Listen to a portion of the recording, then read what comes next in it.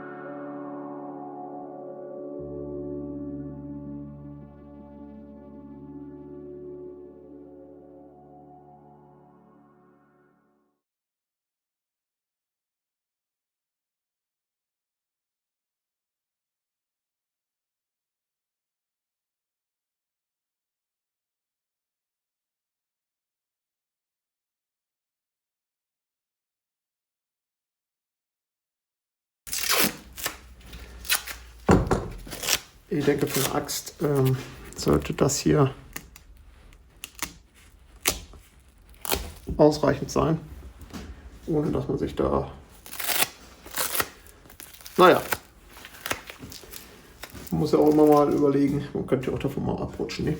Und da die sowieso wieder in den Sand rein haut, ist es dann vielleicht auch nicht so wild. Ja,